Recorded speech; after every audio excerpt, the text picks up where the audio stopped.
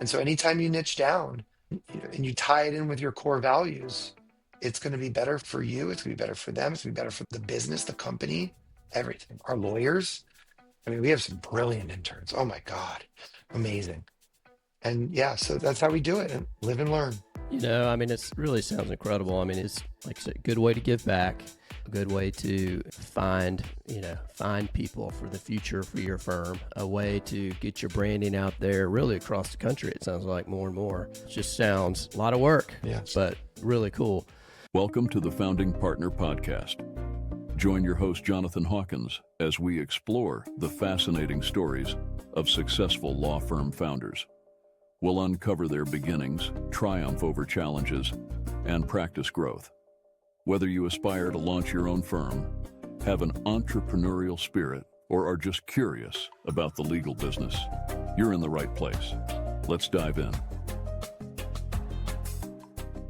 Welcome to Founding Partner Podcast. I'm your host, Jonathan Hawkins. Today, we're talking with Adam Rossen of the Rossen Law Firm down in South Florida. He is the founder, and I'm not sure what his role is exactly now. We'll talk about that, but it's a criminal defense firm, a growing criminal defense firm, and want to get his perspective. He's done a lot of cool stuff. He's been on a lot of podcasts. I got to see him speak a few weeks ago, and we'll talk about some of that too. So, Adam, welcome to the show. Why don't you introduce yourself? Tell us about your firm. Yeah, sure. Thanks for having me on, Jonathan. I mean, I own the Rossen Law Firm. I don't know. It could be CEO, founder, visionary. We got a few not safe for work names that we affectionately like to call me. I don't care. Call me the damn janitor. It doesn't really matter. But I started Rossen Law Firm 17 years ago. So I've had a criminal defense firm for 17 years, which is pretty cool. Pretty crazy. I'm not like the young 26-year-old that I was when I started anymore, but I got tons of energy, and we're still in the mindset of that we're just getting started. Got a lot of wisdom too, right? Oh, yeah, and there's wisdom comes with age, but I think it comes with making mistakes mostly, of just being unafraid to try something. And if it works, great. If it doesn't, well, that's okay too. What did you learn from it? And so with that barometer, then I'm pretty wise because we The made a interesting bunch of thing, mistakes. I want to ask you this. So I know you're in a lot of groups. I've been in groups, and part of the benefit of groups is you get to learn from others and hear perspective.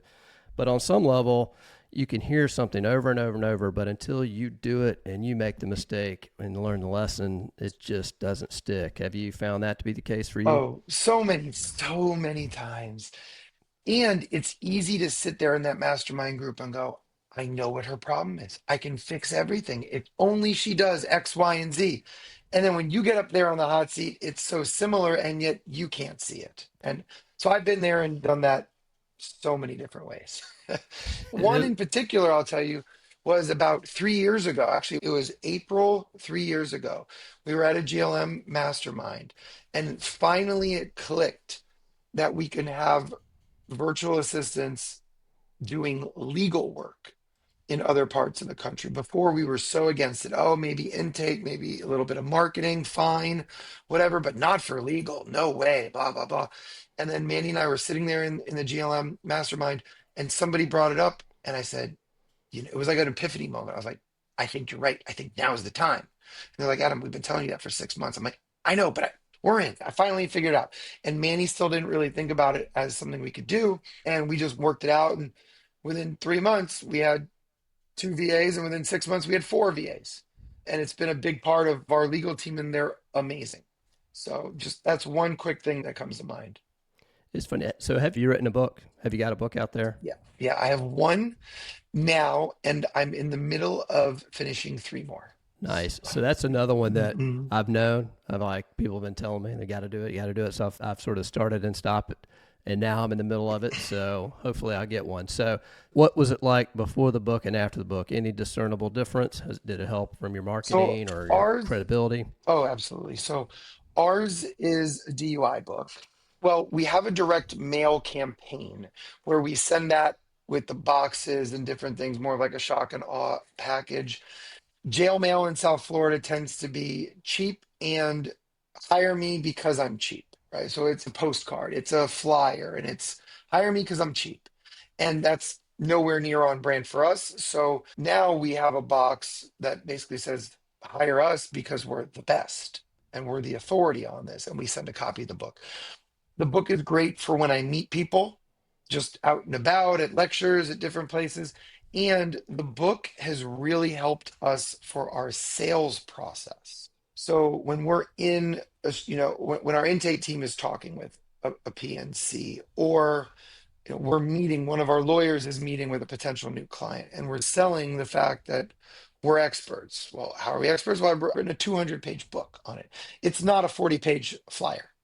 Right? It's not a little tinny thing. Like, it has field to it. It's a real thing. And so that has helped us tremendously, I would say, in that sales process.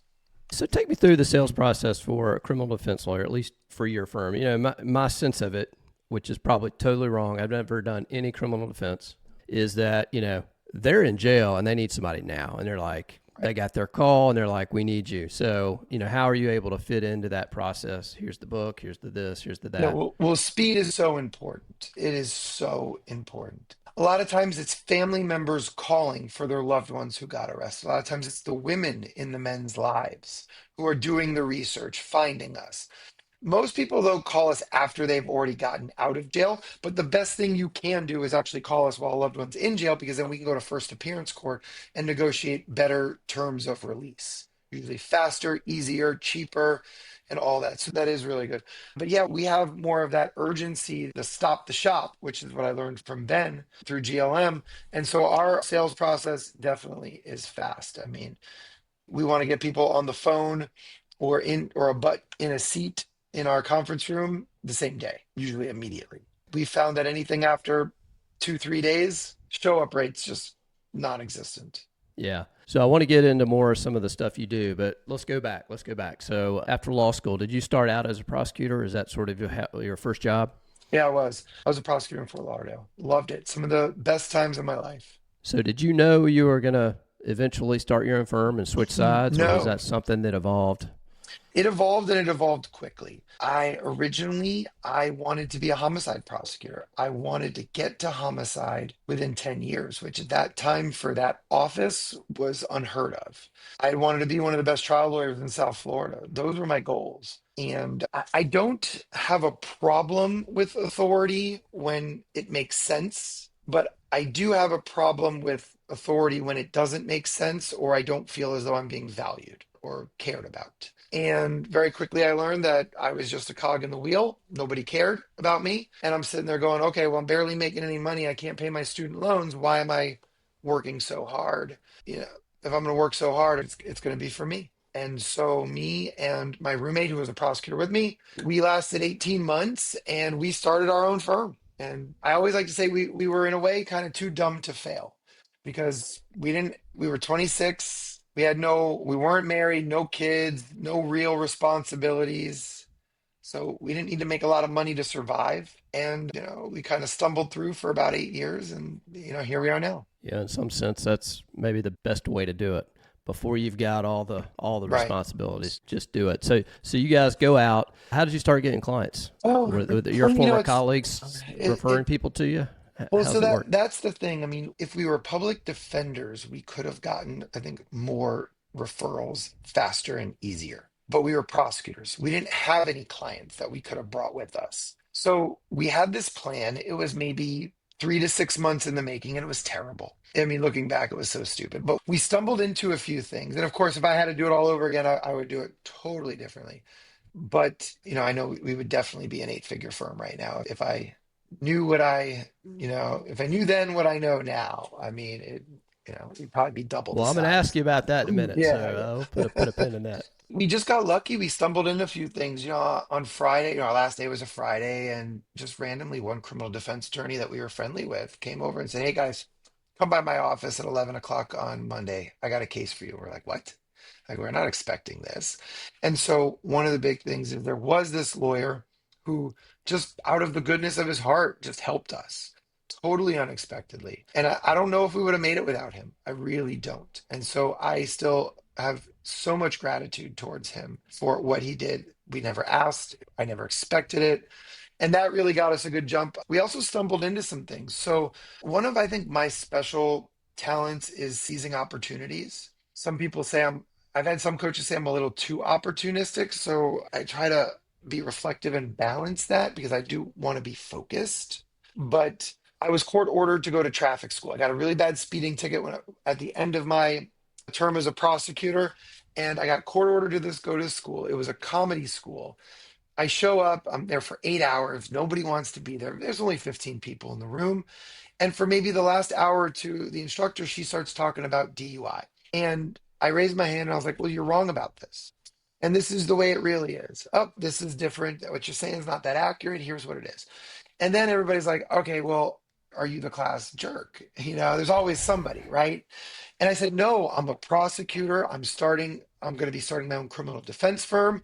Here's what it is. And the next hour or the final hour turned into kind of an AMA before an AMA was a real thing. Everybody was asking me questions and I led it and I had so much fun. And afterwards I go home, I talk to my roommate, I tell him like, this is great. And he says, oh, Adam, why don't we lecture there for free? And I said, amazing. The ladies loved me, like who owned the school. So I called them up. I'm like, I want to come in a few days. I want to introduce you to my partner, Bill. We're leaving to start our own firm. So we did. And they were like, oh, do you want to come and lecture for an hour and a half every Saturday, every other Saturday? I was like, hell yeah. So we did that and it generated almost instant revenue. It was crazy. And That's so that cool. that was one of the things that really got me into lecturing, and we had fun with it. I mean, and I think I brought this up. I was on the GLM stage, I want to say in 2019 at the 2019 summit, maybe 2018 summit. And I had calculated from rough estimate that from '08 to 2013, for the time that I lectured there, that 5, 6 year period, I think we generated about 400 grand in revenue from it. Now, I was busting my butt. I gave up a lot of time on weekends to do it. But yeah, I mean, it was a great source of revenue. We were two young, struggling attorneys trying to build Nice. something. Nice. You talk to a lot of lawyers. We both do, but there are pros and cons, all different types of practice areas. If you're going to go in contingency practice, one of the pros is you can conceivably make a lot of money, but one of the Right. cons is you got to wait 12, 18 months before you get, from when you sign a client to when you get paid. One of the pros for criminal defense, I would think, is you sign a client, they're paying you like Right. that day, right? Yep. And so you're getting cash in the door. If you're signing clients, cash flow is probably not an issue as long as you're getting clients early on, at least, or maybe Right, not. right. I know it's a lot easier to start a criminal defense firm that way. I know some PI lawyers have started doing criminal and PI, and then criminal kind of pays the bills, and then PI is where the profit is, and they've either kept it that way or once they've generated enough of kind of that revenue stream with PI, then they've kind of jettisoned the criminal just really to focus on the PI. So it just depends. But I've heard a lot of people in the space really talk about that they believe that criminal and immigration are a lot faster to scale because of that immediate revenue coming in. So I want to talk about how you're scaling your firm, but before we get there, so you started your firm with your partner. I think you said Manny. At some point, you Mhm. guys decided to sort of go your separate ways. Well, Tell me that a was little. my old, yeah, that was my old partner Bill. So Okay, Manny's the Bill. managing partner now of the firm who you got to meet, at Okay. a variety of places. Okay, so let's talk about Bill. So your first partner, at some point, you guys parted ways. So Yeah. maybe give a little background there. Yeah, so Bill's still a great friend to this day. We both started, what is it, August 1st, 2006. And then within a month, I needed a place to live and he needed a place to live. And we're like, hey, like we get along, we're having fun. Let's just be roommates together. We rented a place right across the street from the courthouse. There was about 30 prosecutors that they hired in 2006. And our place was I mean, it was college 3.0. It really was. In a way, it was kind of like Grey's Anatomy, but for prosecutors and PDs. We had an amazing time. And so we decided we were both I think, two of the best young prosecutors. So we said, oh, screw it, let's start a law firm. So we did.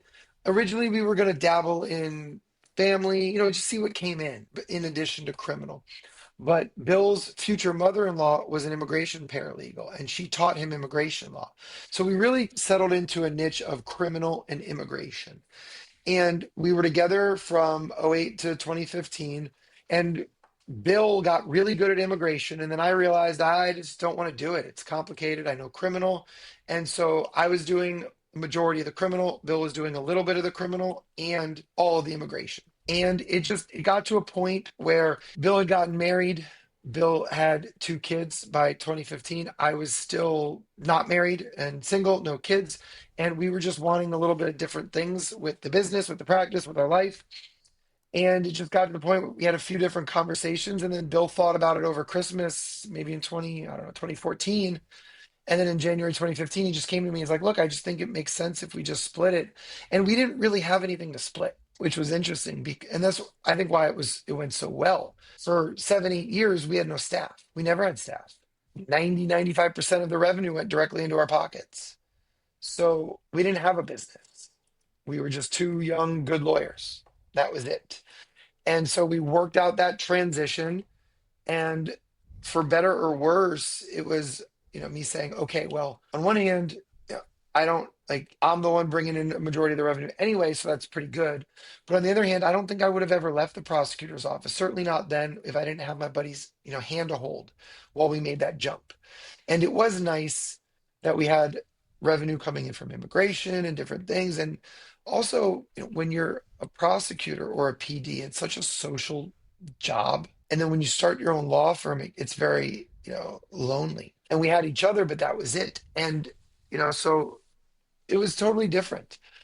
But I felt like, my back was against the wall. I happen to do pretty well when my back is against the wall. And I was like, I need to immerse myself in marketing and how to grow this, how to get more clients. And in 2015, 2016, 2017, that's just what I did. I just became obsessed with it. So you're on your own around there, 2015. You've been really almost like a solo with you had a partner, but basically a solo. Yeah. And now you've got a big firm. It's a business. Yeah. And so what was it? It's one thing to go try to get more clients, but what was the moment or what clicked in your head when you said, all right, I'm going to start building a business as opposed to just keep practicing law? So yeah, I would say 15 and 16 and 17 were all about learning how to market and just hustle, market, sell. And I know our friend Charlie Mann usually says you can get to $1 million law firm or close to it just based on the sheer will and determination of the owner, hustle, market, sell. And that's kind of what I did. And then it really wasn't until I joined the mastermind, the GLM mastermind, which must have been around maybe 17, 18, 19. Yeah, I was definitely in it at 19. Where then I was like, okay, we're at 3 people. We've grown now to 5 people, right? In 2019, actually. How do I take this to the next level? I need to learn about actual business and marketing or not marketing, business and management, leadership. I've always known a lot about leadership, coaching basketball for 10 years, I think has helped tremendously with that. And then it just, but still, even then, 2019, if you asked me what I wanted, I would have said, just more money, more cases, more people. Well, Adam, what does that look like to you? I don't know. Just want to cross $1 million, want more money, like this, like that. And I would really say it was going through 2020 and COVID and not just surviving, but thriving from it. And then starting EOS in January 2021. That's when we got so much clarity around mission, vision, core values. And it's funny because those are things that Ben and Charlie talked to me about in 2018. And I was like, yeah, we're only 3-4 people. I read Traction. We can't implement this now, but luckily to my, we talk about wisdom, right? So that was a mistake because I could have definitely put some things in around 2017, 2018. But I saw the hockey stick growth coming at the end of 2020. And I said, I got to do it. And we got to do it now. And if we don't, we're going to be hurting. So at least the second go around, I made up for it. So you saw it coming. And, I always tell people, in my opinion, at least, you can sort of grow organically a firm, but at some point, if you really want to grow, it's a decision. You got to decide because then you got to start making decisions. You got limited resources and you got to allocate them in a certain way. And you can put all the cash in your pocket and go home every weekend, or you can say, all right, I'm going to reinvest it. We're going to grow this baby. And you decided to grow it. But before we get to that, so COVID, you said you thrived in COVID. Yeah. How? Tell me about that, because a lot of people, right. you got trials, you're not having them. Right. So how did you do it? Well, we are in the free state of Florida here. And so we opened up pretty quickly, which was amazing. And look, it did hurt for a little bit, but don't get me wrong. I mean, prior to COVID, we were averaging maybe about 12 new clients a month. And in April, we had three. And in May, we had five. And in June, I think we had maybe 10. But by July, we had, I think, 15. And by September, it was 17. And October, it was 20. And we were just like, boom, what's going on? And so I think it was the fact that Florida opened up very quickly. A lot of people were going through mental health and substance abuse crises. And because of those, people got arrested. The police brought back the proactive patrolling and proactive investigations in full force because, let's be real, they needed revenue. And one thing, again, we talk about wisdom. So, look, at this time during COVID, what was I, 39 years old, 39, 40. So I'm not old, but I'm not young. And I've learned enough and studied enough and lived through, the Great Recession. I started my firm March 1st, 2008. Great Recession, I think, started September 2008. Now, it didn't really affect us because we had no business anyway. Like we had no business, no expenses, so it was fine. But I learned the old Warren Buffett adage, which, I'm sure I'll butcher it, but it's sell when everybody's buying and buy when everybody's selling, right? Do the opposite. And so I saw everybody putting their head in the sand, cuts, all over the place, people getting laid off and people slashing their marketing budget and everything. And I said to myself, I'm like, look, this is going to pass. Either we're all going to die or it's going to pass, right? It's not going to be, it's going to be one of those two. And I'm pretty sure it's going to pass. And so I'm like, we have to be strong. We had just grown to 6 employees. Three of those six had been with us less than 90 days. So the easy thing would have just been to let them go. And I said, well, I don't want to do that. It was two lawyers, we had a marketing director, and we had three kind of do-it-all legal assistants slash reception intake. We weren't segmented. And so we just said, all right, all six of us are going into marketing right now. That's it. I had a lot of marketing plans, a lot of things that I had wanted to do, a lot of projects, and we just did them. We just said, screw it. And like, y'all want a job? We're all marketing now because we don't have any real court to handle. So we're all in marketing. And we did. And then we took on 13 interns and we gave them a great experience. And there was this big SEO project that I wanted to do. And we got about 30,000 words on the website. And again, it was in the GLM mastermind, we had gone to weekly meetings from our monthly meetings. And a lot of it was what, my coaches and mentors said of, look, if you think if you do things the right way and build the right law firm, then you have a moral and ethical obligation to grow. And I said to myself, well, if we say that we're community and relationship builders and pillars of our community, like we say we are, then we have a moral and ethical obligation to take on 13 interns and to not let anybody go. And I'm very proud of the fact that the only one in the firm who made less money in 2020 than they did in 2019 was me. And in 2021, and that laid the foundation for the firm to triple in revenue from 2020 to 2021. And so I was very proud of that. And that was just Very something that nice. it Very was just nice. that hockey stick growth. Yeah, thank you. And it's things that I continue to think about today of, right, when things are going on, how we're going to deal with those things in leadership. And I screw up every day, I screw up every week. But that was something that I do think I knocked it out of the park on. So let's talk about growing your firm. And you got, I think, what, 6 attorneys now or so? So Seven, yeah, six? we have six. We've had as many as eight, just kind of shuffling caseload and different things. Yeah. And so, going from one attorney to 6 attorneys, that's a lot. That's a lot. Yeah. And I mean, I know Yep. personally, I know lots of people, growing a firm in terms of, again, another thing I believe, I think it's almost easier to get more clients than it is to actually build a team of lawyers, Yeah. especially when you're small. Lawyers are risk averse and they look over and they're like, Adam, it's just you. Why would I join you when I could do something else over here? So what challenges did you face in trying to recruit and attract attorneys?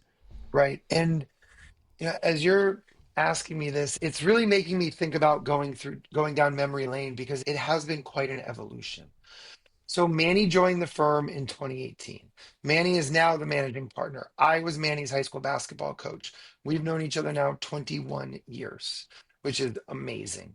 Yeah, I was in 23 in law school and I hated law school. And I went back to my alma mater to be the head JV basketball coach. Manny was 15 and he was one of my players. And he interned for me. It was just, it was a great relationship. And at his wedding, we were both kind of drunk and we were just talking about it. And I convinced him, and then we had a few meetings afterwards, and I convinced him to join. So that first hire it wasn't just luck, but in order to get that first hire right, like if I didn't get that first hire right, I don't know where we would be. Right. So we knocked it out of the park with that one, which made it so much easier, so much easier.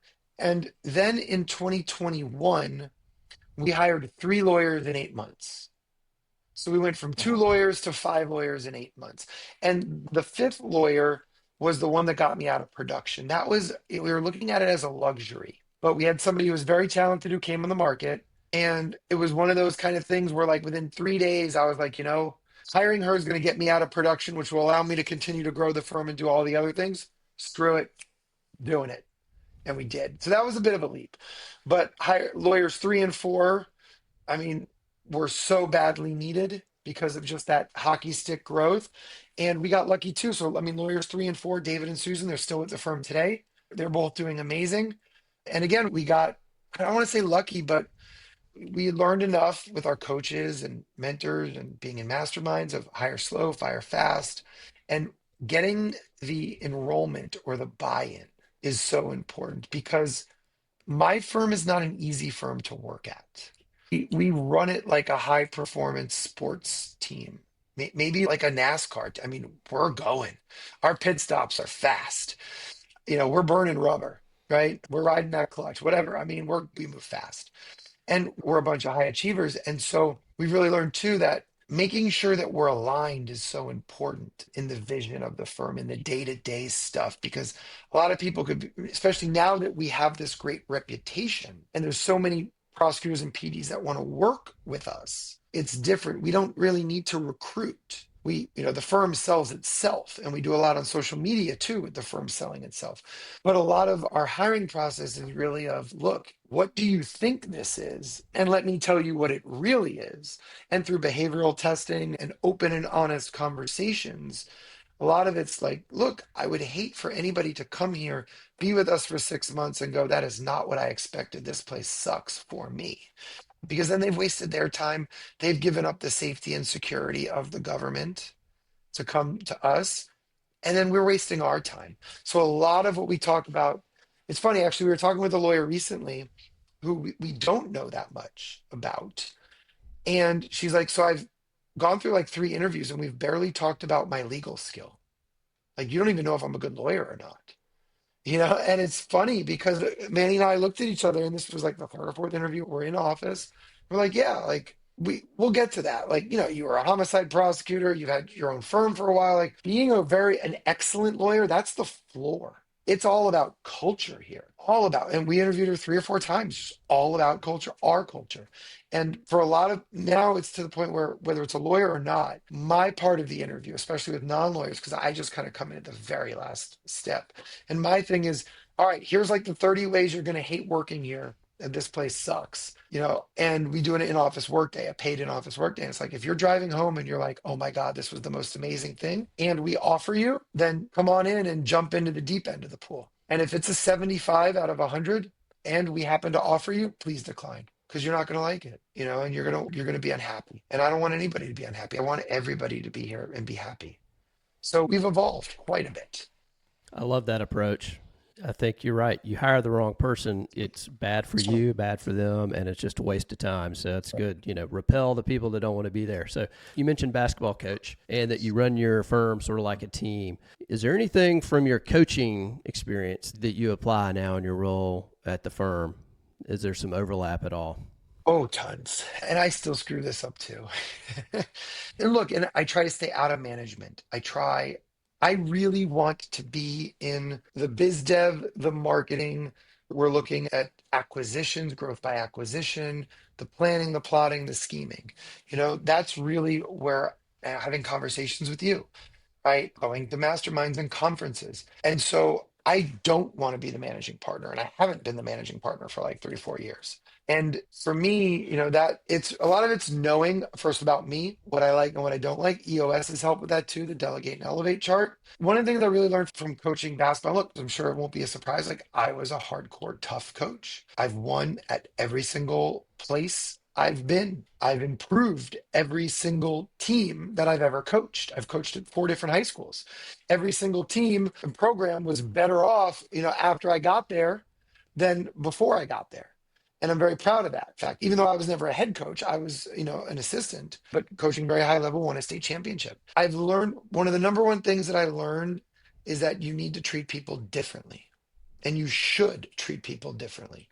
And so the whole kind of, oh, treat everybody the same, I could not disagree more with that. Certain people get motivated differently. Certain people can take criticism differently.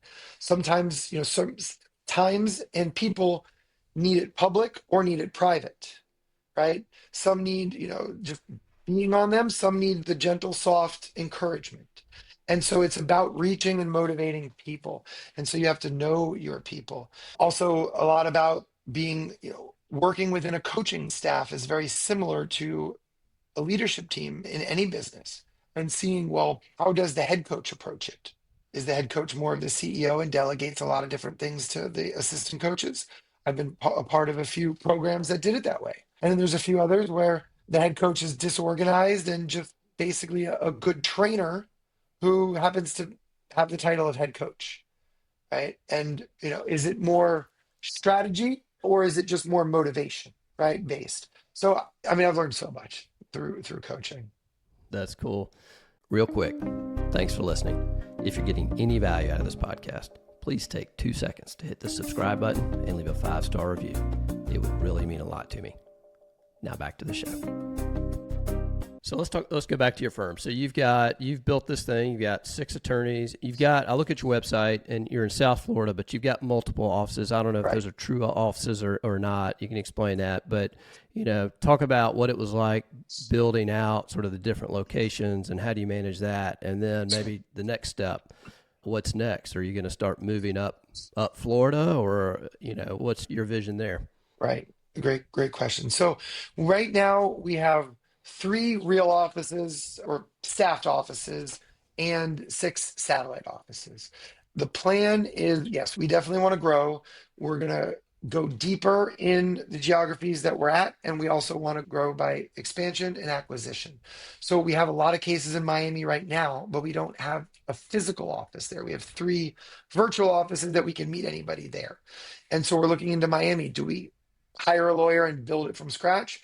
Or do we look at, a good lawyer who has a decent book of business, but just hates running their business? Well, we can come in, right? So, and we can come in and take that and accelerate that through our structure, our marketing, our management, our policies, our procedures, right? Same, with up through Palm Beach County. We have an office in Boca, we have an office in Fort Lauderdale and Sunrise, which is West Fort Lauderdale. Do we go to Naples or Fort Myers? Yes, I want to. Just when? Do we go up to the Treasure Coast? Yes, I want to. When? Do we go to Tampa? Different things. We handle federal cases nationwide. So how can we get more cases in other geographies and in South Florida? So I look at it as when and this is me that, I'm a Florida boy, not a Texan, but when you think about it, if you got those oil rigs in Texas, you got to drill deep to get oil, not wide. But you drill really deep, you get oil. That first rig is producing. Then how do you grow? Well, you start a second rig and you go deep. And then you start a third rig and you go deep. So we know we can still go deeper where we're already at, but then we do need to start expanding and going wider. And for us, the quality of lawyering and the quality of relationships with our clients and their families are so important, and our culture is so important that we're only going to do it if it's the right fit. We're not a high volume, low fee chop shop. We're not charging $3,000 for DUIs and, pleading people out at the first or second court appearance. It's actually easier to scale a statewide law firm that way, but that's not what we're doing because I have no interest in doing that because I want us to be the best. So we do have a good amount of volume, but we've slowed back on the volume and the growth to make sure that the quality is nothing short of excellent. And I'm totally okay with that. Actually, I prefer that. I would imagine Miami is somewhere you can go very deep. Yeah, yeah. A lot of Especially in the people there, Spanish man. market. Well, Yeah. but it's also saturated. Criminal is very saturated, but when you have personal relationships with people and you happen to be a good marketer, those things matter a lot. And there's certain things in the Spanish market that we want to do. I mean, there's so many ideas, and yeah, Miami is right. They're just going hard into. So we are. So, I'll make a statement here. Lawyers, you and I, we are in sort of the people we hang around with are different in terms of lawyers. Most Yeah, lawyers are not business people. They aren't thinking about that. Some love the law. Some just sort of, they're just sort of floating along. And I know some criminal lawyers other than you that are business people that right. are pretty savvy, but most of them are not. And so I would imagine somebody like you that has sort of a business mind and big vision that you could really do something special in the criminal space. I don't know if you've sort of looked out at your quote competitors. You don't have to name any of them, but what's your sense about the opportunity for you to really grow this baby? Oh yeah, yeah. I mean, there's so many opportunities, and that's why I think it's a lot of it's going to be growth by acquisition too, with people that are good lawyers that just don't, or they're overwhelmed. Their trusty sidekick, right? Because most criminal lawyers, it's Better Call Saul or the Lincoln Lawyer, and we've turned it into Suits. We have a firm. We want to be strong and powerful and stand for something. We are a mission-based business as well. I mean, we really do believe in our mission to help good people and bad things happen and to defend and protect people's rights against the government. We're all kind of, we have people on all sides of the political landscape here, which I love, but we all do have a little bit of that libertarian, screw the government, whether we lean left or lean right in us. And I think that is another thing that really makes us special. But when we're talking about, whether it's, and I don't really look at the solo lawyers as competitors. And we have a few firms that are similar to us in some ways, but most of them, they're not running EOS. They don't have departments, divisions. They don't have a mission statement. They don't have a core values, a 1, 3, and 5 year and 10-year plan like we do. So a lot of them is will just grow to make more money, put more money in the owner's pockets. And so when we have these dedicated plans and a different culture, it's different than any other firm. But again, it's by acquiring. I mean, acquisition. There's still a lot of baby boomers that are coming upon retirement soon, and there's going to be a lot of older Gen Xers that are coming upon retirement soon. And so we think we're in a perfect position to start building bridges with them and say, look, here's a way for you to continue to make money in your later years while you slow down. Because if you're 63 years old and you die of a heart attack, your firm is worthless. I'll give you a few pennies on the dollar for your cell phone number and most of them run their firms through their cell phone or through your business number. But it's also been a little challenging because we've seen a lot of people who overvalue themselves, which I'm sure you deal with quite a bit in through your mergers and acquisitions, because when you don't have a sellable asset, they don't have a good website. Like what are the assets? The assets are usually the cell phone number, the business number, and the referral sources, which it's all random because of course they don't have a client list. They're not nurturing the list through an email sequence, social media, or a mailed monthly newsletter. It may be contacts in their cell phone that literally we're going to have to pay somebody in the Philippines to go through and figure out and categorize. Who is this? Is this your aunt, or is this a client who sent you 3 referrals? Right? So that has been a struggle. We're learning. We are definitely learning. And we talked about this, but, I think it is a compelling win-win for the right people, especially when you're young, you have energy and you can deal with the client work and sort of barely managing, you're spinning plates basically, you're Right. doing some client work, you're doing some business work, paying the bills. But at some point, why not get into a well-oiled machine where you get to just do the client work, which you're good at, and all that other stuff's taken care of. And then you have an opportunity really to grow the pie because you're not doing all that other stuff that you would be doing. I think, you just keep sending that message out there. I think you're going to get some takers on that. Let's Right. shift gears a little bit. And the thing that I last saw you on was you gave a little talk about your summer internship at your firm, Yeah. which sounds really cool. So why don't you talk about what it is, the history of it, and all of that? Because there's some really Right. cool stories you told out of that. Yeah, yeah, and I know our friend Jay. Well, TGR Live was a great conference. Jay Berkowitz is, he's a friend. I've known him for a few years now, but he only gave me 7 minutes. So now it's nice that we can talk more than 7 minutes about it. So for anybody listening to this, and Jonathan, I don't know if it was, if you have this, but I'm 26 years old in 2008. I have a law firm, and before I know it, it's, oh, well, Adam, I have a friend who wants to go to law school. Can she intern with you? Sure, come hang out. 2 months later, oh, I got somebody else, or I know somebody who knows somebody. Sure, come hang out. And internships are such a big part of the prosecutor and the public defender's office that I was a CLI, a certified legal intern. I got to try 5 jury trials before I graduated law school. So, and then when I became a prosecutor, I had an intern, I think, after I was a prosecutor for 2 months. So that's such a part of the way it is down here. And I always want to give back. I'm so blessed to have so many mentors in my life, so many coaches. So I always, loved it. So I would take people on. And that was kind of version 1.0 and 2.0 for the, really until COVID. It was just come and hang out. Manny was an intern. He just came and he hung out. And we had little things here and there for him to do, but it was really just shadowing. That's what it was. Something good to put on the resume, have conversations, learn stuff, but I didn't know what to give him. I didn't have a plan.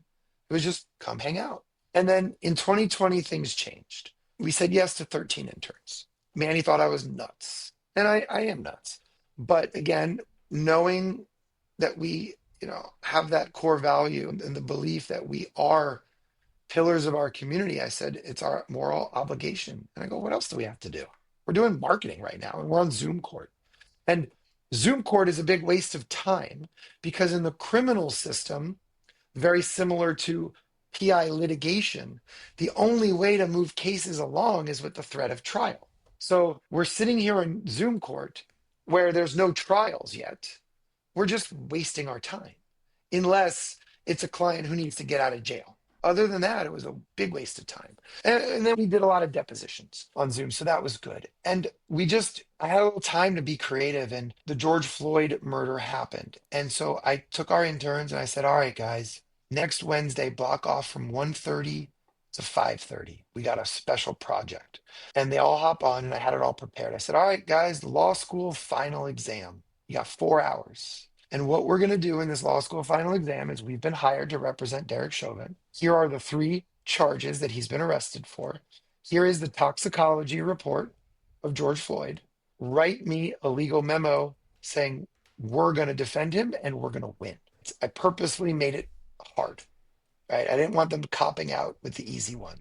And I told them I'm going to grade you against each other. So we're going to rate you 1 through 13, just like they do in law school, right? Because there's a curve. And we did, and it was awesome, and they loved it. And number 1 was a law student, but numbers 2 and 3 were not. And we had some people in high school, we had some people in college, we had some people in law school, and we gave them the grades and we went through it with them, and it was just so much fun. And we had a lot of time to debrief about the depositions. We're prepared for them before, and then they would be on.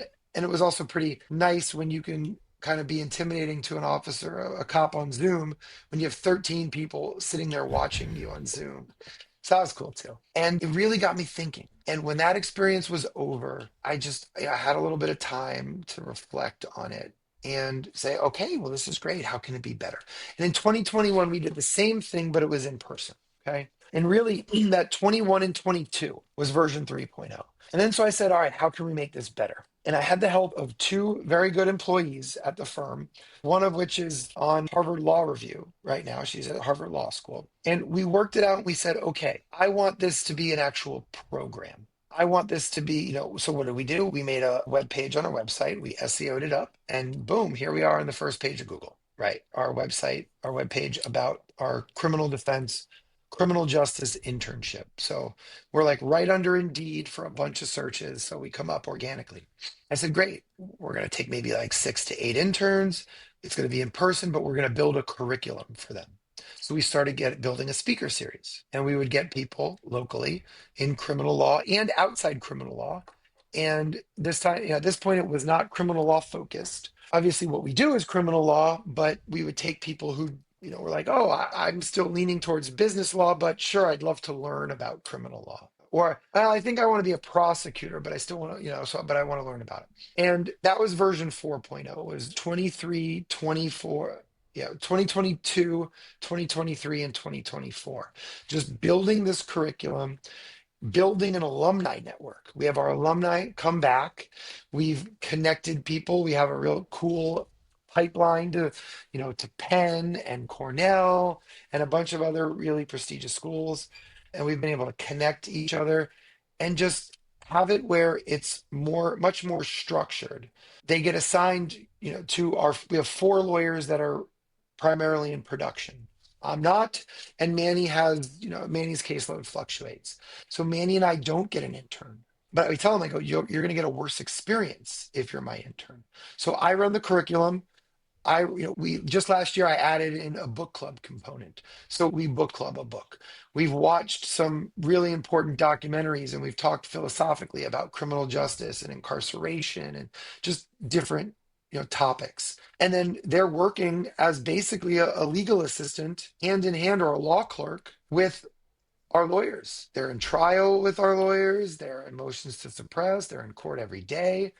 It's rigorous. It is rigorous. It's hard. All this for an unpaid internship. And last summer we had 10. It was amazing. And now we're in 5.0 version, which I'm really proud about. Over Thanksgiving, I had some time again to be reflective and just think, which, as you know, for the law firm owner who's really busy, it's hard to come by.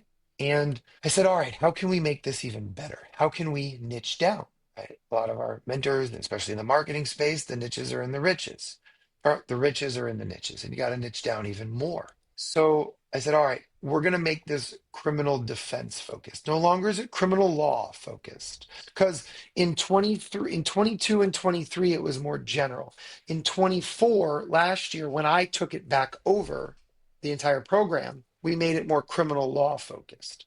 And now I said, all right, we're making this criminal defense focused, criminal justice focused, meaning if you want to be a prosecutor, we're probably not going to take you.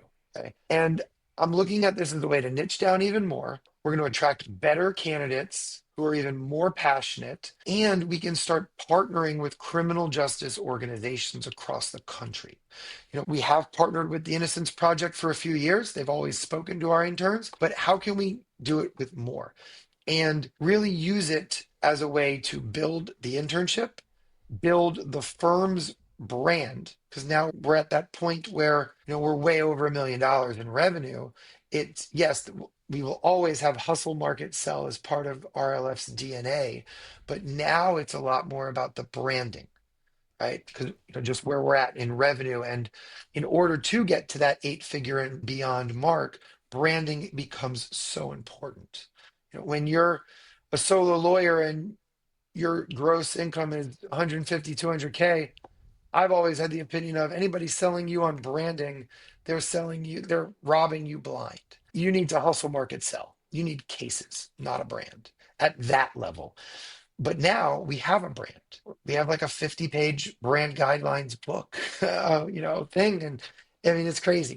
So building that brand of knowing that we can be that private for-profit criminal defense law firm that is big and powerful, that can choose to take low bono or pro bono cases and can partner with criminal justice orgs, bring them to speak to our interns, because maybe today's intern becomes their intern next summer. Maybe they're so inspired that when they become a lawyer, they work for that public interest corporation or company, nonprofit, instead of going to the PD or the prosecutor's office or my firm, and building with them. And also from a marketing perspective, there's a lot that we want to do with digital media with them, social media with them.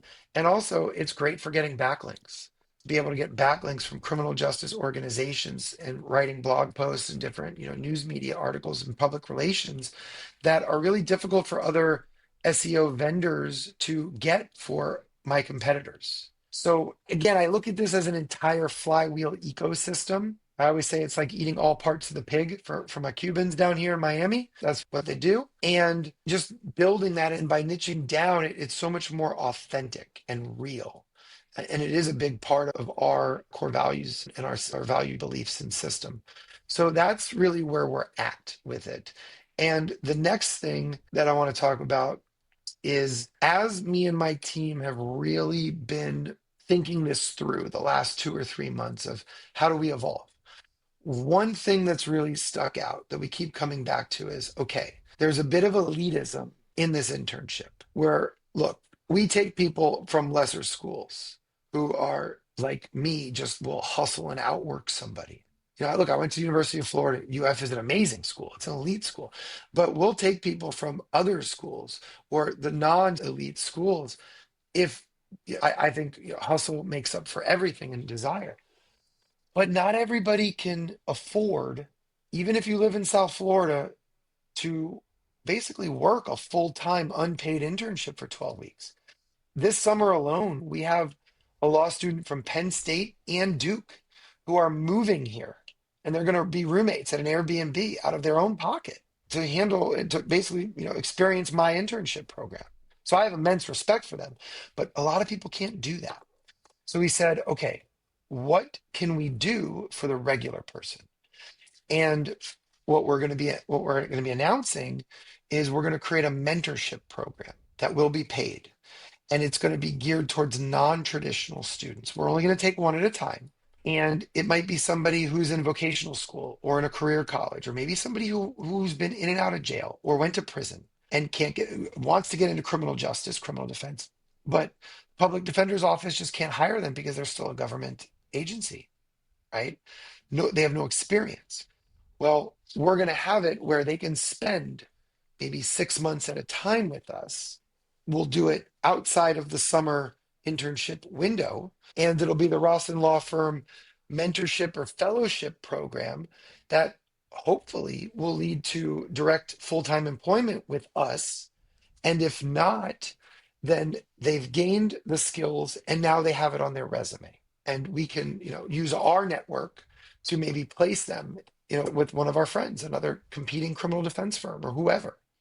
So that's something we haven't. I'm starting to tell people that it's going to happen starting in about January, but we still have to work through the logistics of it. But I'm just so happy and proud that we can do something like that. And I could never do that if we were still a 4-person, total law firm. If we didn't build the 25-person law firm. I mean, there's so much to unpack there. I'm not gonna we don't have time to do it, but that is just so cool. I mean, the thing that I really like is, your first version was just come hang out, where now it's like, it's a real structured program, which is a ton of work. I mean, and I know it evolves, it gets better every year, but that's a shit ton of work to build. I know. So that's, kudos to you. So how do you market that now? So I know you've got an alumni, but you've got your landing page, but how do you go out and let people know this is here? Because I'm sure it sounds like you're probably getting every year more and more candidates. We are. Then you got to go through the process of how do you pick them, right? Right. Yeah. So before, when we just really marketed through just organic SEO, we would get anywhere from 30 to maybe 50 applicants for 6 to 8 spots. Now we're getting over 300 applicants for 10 to 12 spots. And we use WiseHire for our hiring, and that pushes it out to Indeed, LinkedIn, a lot of the job boards, like kind of the legacy job and career boards, and we've pushed some money behind it on LinkedIn and other avenues of our social media. That's helped tremendously over the last 2 years for us to just skyrocket the number of applicants. We have to be protective of our time. So we require 4 things: a cover letter, a custom cover letter. And yes, I want to know about you, and I want to know about why you think this will be good for you. But what I really want to know about is your passion and why are you going to be good for us? And I don't know who's teaching people how to write cover letters, but then again, maybe it's just me being non-traditional. So I see the same boring stuff over and over and over again. And I can tell when it's plug and played, from one job to another or one internship to another. Show me passion for criminal defense. Show me how you're going to be a benefit to me and how the firm is going to benefit from having you as one of our interns, right? I already know what I'm giving you. Okay. And so I care a lot about that. We have a writing sample. Manny cares more about the writing sample because he wants good writers. I care less. We need a transcript because I need to know that you are really in school and that you're not some, fake person that's going to catfish us. And we need a resume. So we need those four things. So some of it is just, can you follow directions? Okay, well, can you, can't you? And then we're going through and I'm looking at them. And then what we decided to do the last 2 years is we do group interviews. I don't have the time to give everybody who I want to speak to an hour or 30 or a full 30 minutes. So we'll usually do an hour and a half up to about 5 or 6 people. And then from there, we can get a pretty good idea. And I do try to group them. So we'll try to go law school together, college together. And then as we go through that process, then we get more and more candidates, then I'll kind of bunch them together. And if there's a few people where I'm not so sure about, but we're intrigued, but we want more, then we'll do maybe a two at a time, or we even have done 25, 20 to 30 minutes individual. And it's just a little organic. We open it up in January. And again, learning from mistakes. So we open it from January really to April 1st. We're probably going to go in next week a little bit, January to mid-April. And we have a few spots reserved for college, a few spots reserved for law school, and then we have a few spots reserved for high school, but the high school is only limited to American Heritage, which is a local school down in South Florida that I actually also teach at. And so we have these kind of slots and we go through it but we tell them in the beginning, we say, look, if you need to get paid, this isn't the right place for you. If you don't have reliable transportation and you want a hybrid, this isn't the right spot for you. If you want to, and again, wisdom, trial and error. If you can be here 3 weeks and then you need to take off 2 and then you'll be here and then for 3 more and then you're spending 4th of July in Spain, have an amazing summer, but it can't be with us here. Maybe next year. The integrity of the program will suffer, and since this is an actual program, right? Again, come hang out, no problem. But because we have a structured, rigorous program, we can't do it. Live and learn. And we also say, if you're not ready to commit within 24 hours, then you don't have the passion and you got to let us know. Because if we offer, you're signing an integrity statement and your NDA within 24 hours or we revoke the offer. And why? Well, we've had people sign or verbally commit in January or December, and then they get maybe a paid internship or they get a judicial internship, which the law schools are pushing as if they're better. And there is no better. It's just different. It's what do you want? So again, it's like our employment, like our hiring. We attract and repel. So I tell them, I go, if you can't meet this criteria, let me know, and it's totally fine. And I mean, again, we have over 300 applicants, and I'd rather be open and honest with people, and have us be authentic and let other people be authentic with us, so that we're happy. Because again, we have 10 to 12 spots, and they fill up fast, and we want the people who are like, oh my God, this is my dream. I don't need the money. I don't care about the money. I will sacrifice. Right? Not that I'm wealthy, but because we do look at this as a sacrifice, because this is my calling, criminal defense. And we're able to attract just the best of the best because of it. And so anytime you niche down and you tie it in with your core values, it's going to be better for you. It's going to be better for them. It's going to be better for the business, the company, everything. Our lawyers. I mean, we have some brilliant interns. Oh my God. Amazing. And yeah, so that's how we do it, and live and learn. I mean, it really sounds incredible. I mean, it's like I said, a good way to give back, a good way to find people for the future for your firm, a way to get your branding out there really across the country. It sounds like more and more. It just sounds a lot of work, but really cool. Yeah. So we've been going a while, man. I want to be respectful of your time, but before we wrap up, earlier you said, when you started your firm, you made a lot of mistakes, you learned a lot of lessons, and there's some things if you could go back, maybe you'd do early or do sooner, right, or maybe not do. So as you're sitting here today, can you throw out, a few things that maybe for people out there that are behind you in the journey? What are some pieces of advice you'd give them? What I would have done in 2008 might be a little different than what I do today, but in 2000, I mean, we paid $1,000 for a website that was probably lost us clients because it was so bad that when we got referrals and referrals looked us up on Google, it was probably a detractor. It was a negative rather than a positive. So invest in digital marketing, invest in a website. Even if you don't have plans to like a big budget, you need a website that at least looks good and that has good content on there. Back in the day, I would have invested heavily in Avo. Now, no, don't waste your time or money on Avo or some of those directories. They're a waste. Back then, oh my God, it was like a gold mine. And I didn't even really focus on those until 2015. And 2015 to 2018, I think they were pretty good. But now I think they're kind of back down.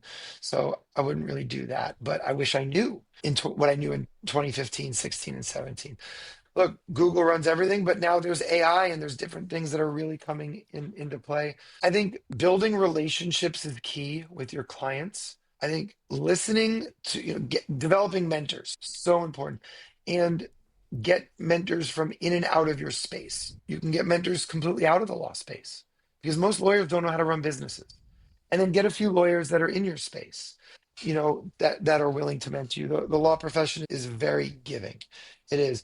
But also take the time to think about what your core values are.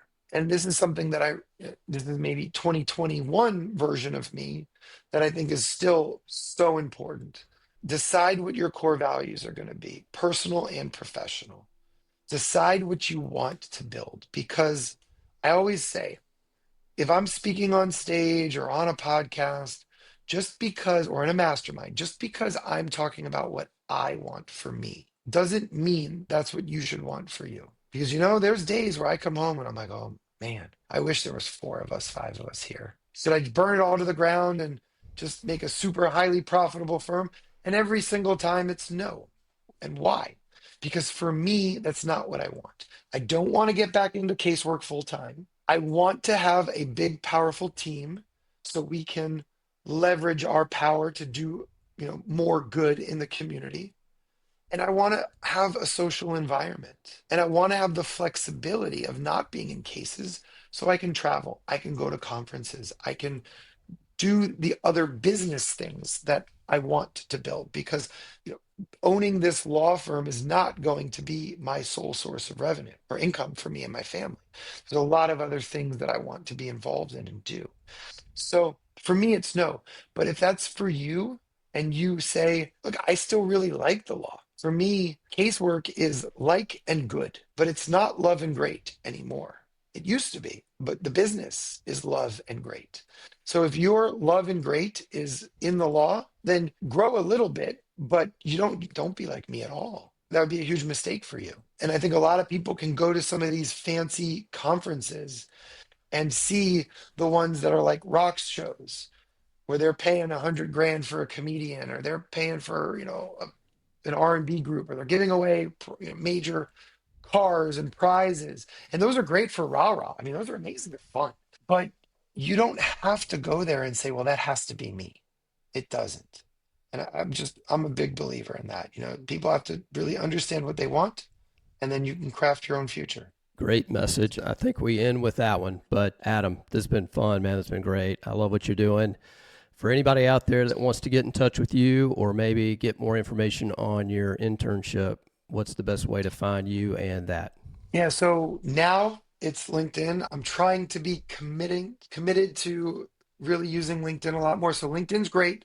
Find me there.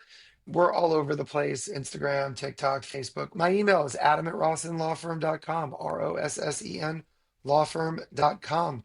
Email me if I can help in any way. It would truly, genuinely be my pleasure to help. And the internship, how do people find that? Oh, yes.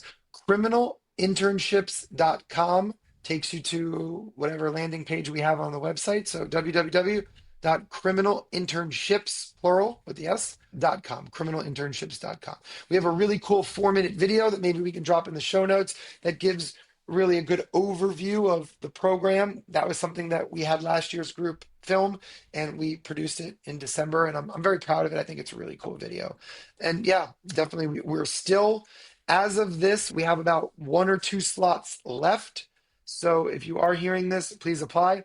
If there's anybody who's listening to this that has a connection with a criminal justice organization, please, we want to partner with more and more of them. So I would be so appreciative if anybody can make an introduction for that.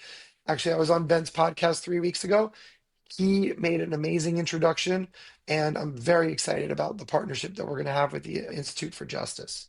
So they're based out of Arlington, Virginia, but they have a major field office in Miami, and we have big things ahead with them. So thanks, Ben, for that. And anybody else listening, we really appreciate it. Nice. Well, thanks again, Adam. And everybody reach out. Thanks for listening to this episode of the Founding Partner Podcast. Be sure to subscribe on Apple Podcasts, Spotify, or wherever you get your podcasts to stay up to date on the latest episodes. You can also connect with Jonathan on LinkedIn and check out the show notes with links to resources mentioned throughout our discussion by visiting www.lawfirmgc.com. We'll see you next time for more origin stories and insights from successful law firm founders.